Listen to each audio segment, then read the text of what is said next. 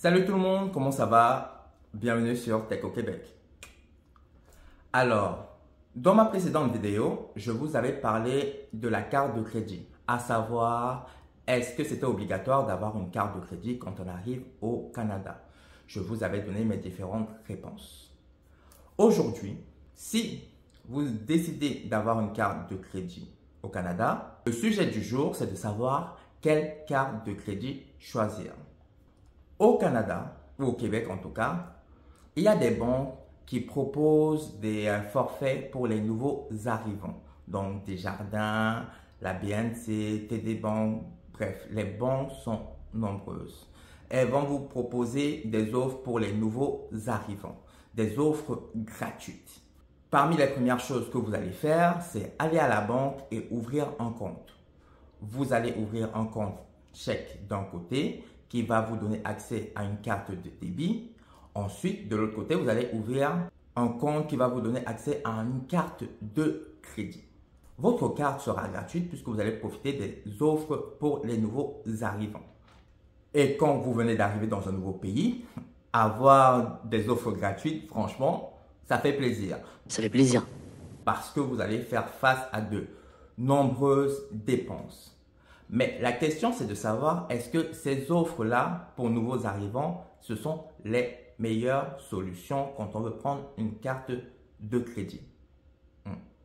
Effectivement, quand tu viens d'arriver, on te propose quelque chose gratuitement. Tu te dis, très bien, je vais en profiter. Mais le problème avec les cartes de crédit gratuites des banques, c'est que derrière, elles n'ont pas un cashback intéressant. Et un des avantages d'utiliser sa carte de crédit au Canada, au-delà du fait de se construire son credit score ou sa cote de crédit, eh bien, c'est le cashback.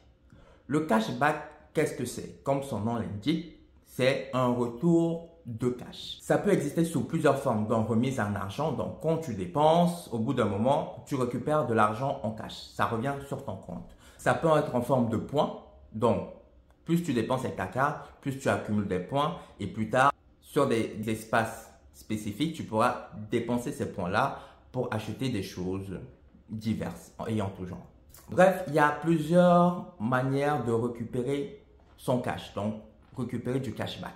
Mais maintenant, quand tu prends ta carte de crédit gratuite avec ta banque, le cashback n'est pas forcément intéressant.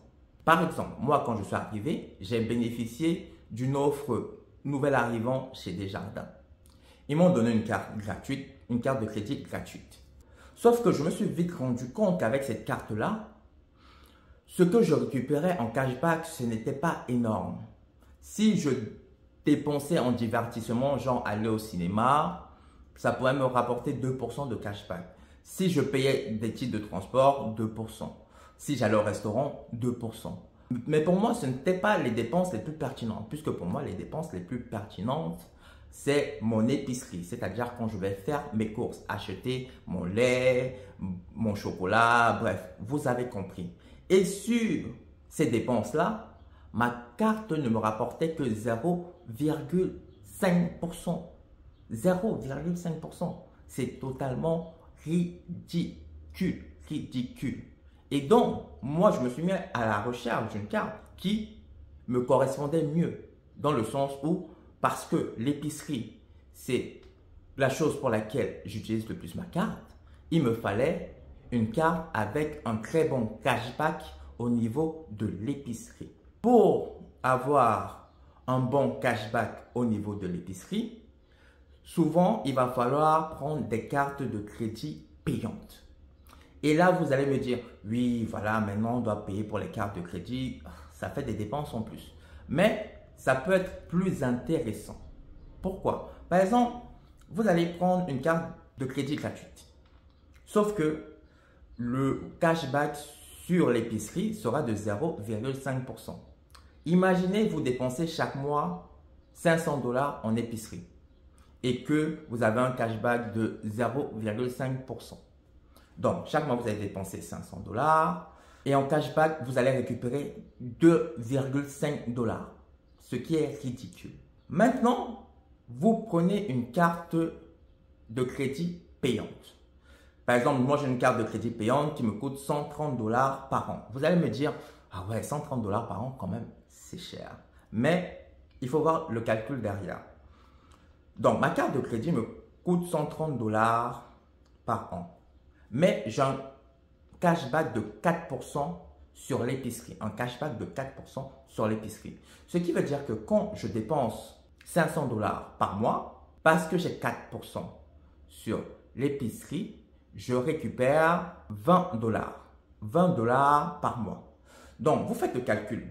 Si je récupère 20 $ par mois et qu'il y a 12 mois dans l'année, ça veut dire que je récupère 240 $ par an sur l'épicerie.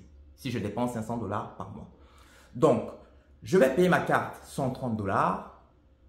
Elle va me rapporter 240 $ sur l'épicerie. Donc, je vais gagner 110 $. Vous voyez, rien que sur l'épicerie. Alors que si ma carte est gratuite, d'accord, je ne dépense pas les 130 $, mais je ne gagne que 2,5 $ sur l'épicerie par mois, ce qui fait 30 $.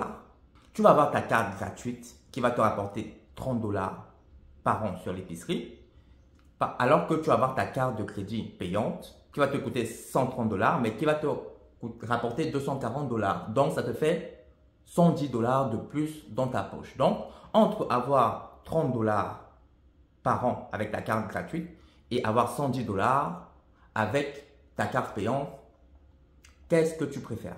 Qu'est-ce que tu préfères? Sachant que avec ta carte payante, sur tes autres dépenses, tu vas avoir un meilleur cashback. Un meilleur cashback sur le divertissement, sur le restaurant, sur le transport. Et en plus, tu vas avoir de meilleures assurances. Les assurances voyage, les assurances de location de voiture. Bref, tu vas avoir peut-être même une conciergerie. Ça, c'est pas un truc que j'utilise souvent, mais c'est des trucs auxquels il faut penser. Donc, quand vous arrivez, ne voyez pas forcément le gratuit. Et comme on dit, quand c'est gratuit, c'est toi le produit. Donc, il faut faire attention. Donc, essayez vraiment de comparer les offres. Après, vous venez d'arriver, vous prenez le gratuit, vous prenez votre carte pour 2-3 mois. Si ça vous satisfait, vous la gardez. Mais si vous voulez autre chose, regardez aussi du côté des cartes payantes, ce n'est pas forcément un problème. Ensuite, maintenant, le problème des cartes payantes, c'est que parfois, il faut respecter certaines conditions. Vous allez avoir des conditions au niveau de la rémunération. On va vous demander, par exemple, de gagner un minimum par an. Certaines banques font la vérification, d'autres ne font pas la vérification. Donc, n'ayez pas peur. Donc, appliquez pour la carte si vous pensez qu'elle peut vous intéresser. Si on vous demande la vérification sur votre rémunération et que vous ne remplissez pas les critères, tant pis. Si on ne vous demande pas la vérification sur la rémunération, vous êtes gagnant. Autre carte de crédit que vous pouvez choisir, c'est les cartes de crédit des commerces. C'est-à-dire, par exemple, vous allez venir, vous allez avoir Walmart, vous allez avoir Maxi, vous allez avoir Canadian Tire, vous allez avoir, bref, beaucoup de commerçants qui font partie de groupes qui proposent leur propre carte de crédit. L'avantage avec ces cartes de crédit-là, c'est qu'elles aussi, elles sont gratuites. Elles sont gratuites. Et elles vous permettent aussi d'avoir un très bon cashback. Vous allez avoir la carte de crédit gratuite, comme pour l'offre des nouveaux arrivants. Donc, bon point.